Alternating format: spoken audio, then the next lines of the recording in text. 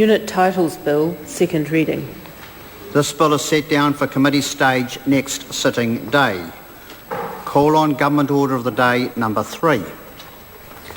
Children, Young Persons and Their Families, Youth Courts Jurisdiction and Orders Amendment Bill, committee stage.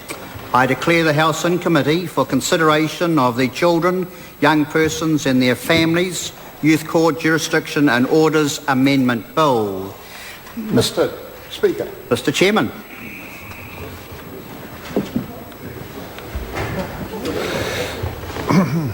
The House in committee on the Children, Young Persons and Their Families, Youth Courts Jurisdiction and Orders Amendment Bill. And the question is that Part 1 stand part. The Honourable Leanne Dalziel. Of course, Part 1 is the part of the bill that deals with reducing the age of criminal responsibility from 14 years to 12 years for a wider range of offences than murder and manslaughter, as is the current case.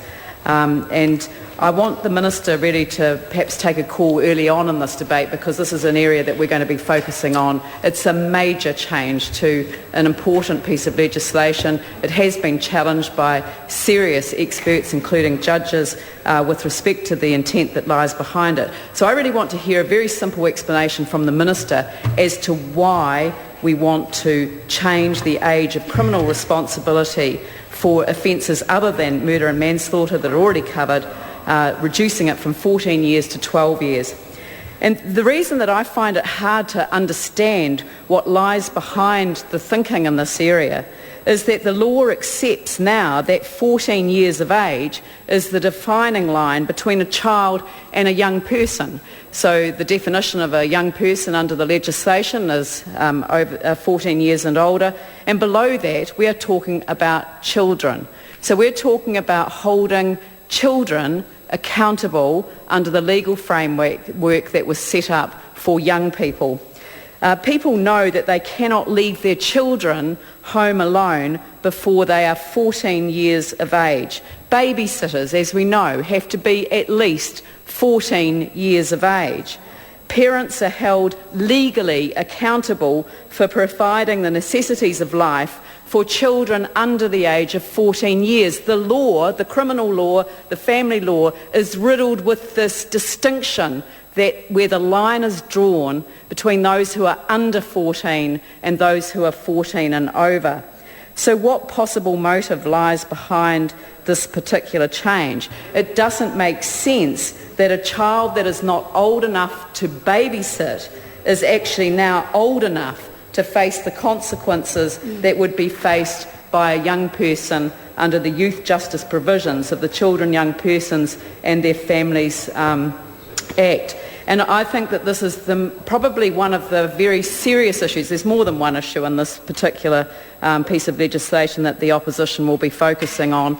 But this is one that I really think that we need to have some understanding in this House as to what it is that the government is actually trying to achieve. All of the literature that I have read on the subject, and I have read copious quantities of literature on the subject, tells me that punishing young children who have grown up in adverse environments that have affected the way that they see the world and respond to things around them, that punishing them is not going to make the kind of change that we need to see happening with the whole discussion, I think, hopefully now turning to an understanding of what whānau ora will mean in practice, that whole early intervention approach is what is going to make the long-term difference.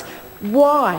Why, when that is waiting in the wings, if it is what it is made out to be and is now going to be extended beyond Māori but to the wider community, why would you change the age of criminal responsibility and bring in a punishment model that doesn't identify the fundamentals of our family principles, which are that children lie at the heart of all of the decision making, and which is the place where decision making should be focused when we're talking about children. I have in front of me one of the several pieces of documents that I have been reading over the last wee while as I look at this whole question, and this is Unlocking Potential, Alternatives to Custody for Young People, and it's been written by an NGO in the UK called For Children, and I visited with them last year when I was over in the UK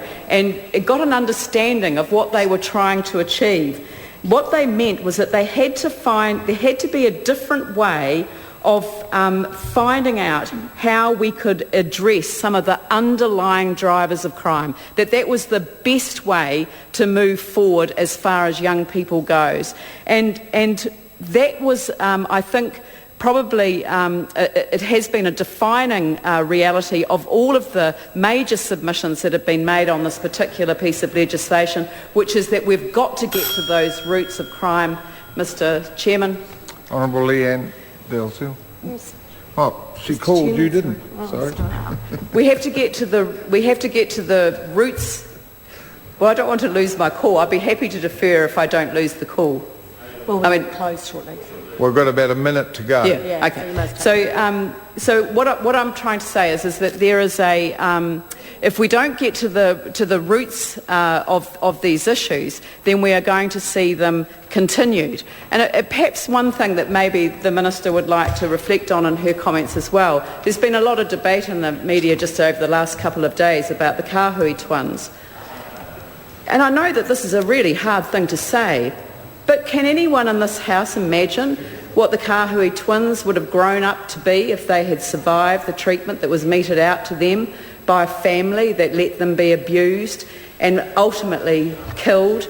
If they had survived that, if they hadn't died, what would have been the result? And that's what I'm asking the Minister, is how can she sit there and agree to change the age of criminal responsibility when she knows probably better than anyone else that children coming from damaged, dysfunctional family environments have got very little chance of finding their way back into society in a way that takes them forward. This bill takes them backwards. I'm sorry to interrupt the member. The time has come for me to report progress.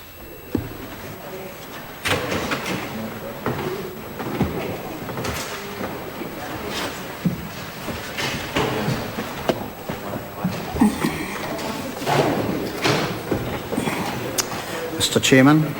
Mr. Speaker, the Committee on the Children, Young Persons and Their Families, Youth Courts, Jurisdiction and Orders Amendment Bill reports progress. Mr. Speaker, I move that the report be adopted. Members, the question is that the report be adopted. Those of that opinion will say aye. To the contrary, no. The ayes have it. The bill is set down for further consideration in committee next sitting day. The House stands adjourned until 2 p.m. tomorrow.